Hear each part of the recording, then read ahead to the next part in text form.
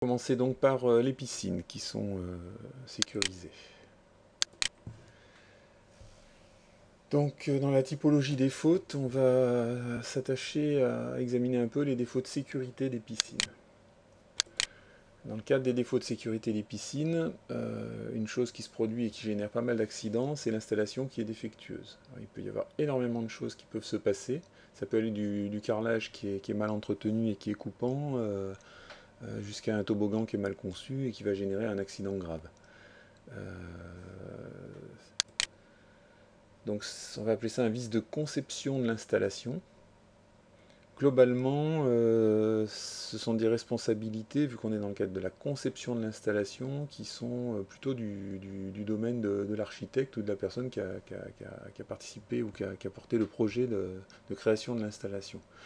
Par contre, on peut s'apercevoir qu'un BNSSA ou un maître nageur vont être concernés quand il y aura des travaux à faire, une dangerosité qui est liée à l'installation, à la piscine, et il va falloir signaler ça bien sûr à la hiérarchie et puis aux personnes qui vont prendre les décisions pour faire des travaux et pour sécuriser.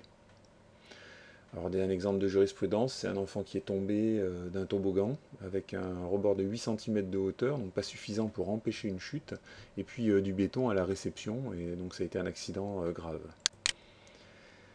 Évidemment,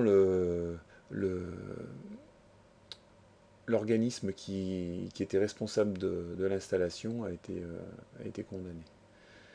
Plongeoir glissant, ça c'est des exemples typiques, ça peut se produire. Des rambardes insuffisantes sur les côtés des plongeoirs.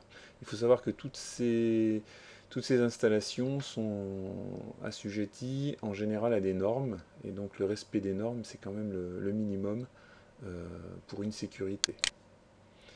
Les bouches d'évacuation ont créé énormément de problèmes avec des bouches d'évacuation et des grilles qui étaient mal fixées au fond, qui faisaient ventouse, une aspiration avec des pompes qui étaient très, très puissantes. Et donc il y a eu pas mal de noyades, notamment d'enfants qui faisaient de l'apnée et puis qui se coinçaient sur la bouche d'évacuation. L'installation défectueuse toujours, on peut envisager un défaut d'entretien. Donc le sol est glissant parce qu'il y a eu usure de l'élément qui empêche la glissade, de ce qui est abrasif. Ça peut être le contraire aussi, ça peut être un sol qui est trop abrasif et qui va générer carrément des problèmes. Il va y avoir des écorchures très très importantes. Dans les deux cas, c'est assez embêtant. L'eau turbide, alors la turbidité de l'eau, c'est sa transparence. Il est évident que si l'installation est défectueuse, notamment le système de filtration, ou que le système de traitement des eaux en lui-même n'est pas très efficace, ou mal géré par un humain, eh bien l'eau ne va pas être transparente. Et dans une piscine, l'eau doit être transparente. On doit voir le fond et on ne doit pas permettre et continuer la baignade si le fond n'est pas clairement visible.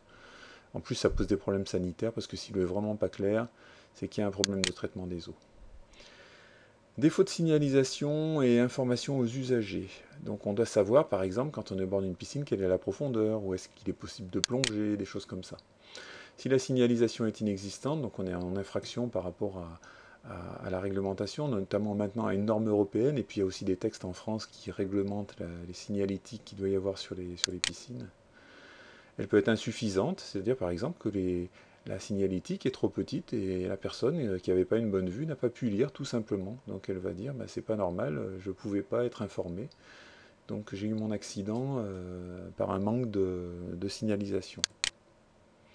Et puis la signalisation peut être équivoque, c'est-à-dire qu'on peut se retrouver avec une installation, une signalisation qui donne envie de faire quelque chose, notamment de plonger par exemple, alors que ce n'est pas possible et que c'est dangereux.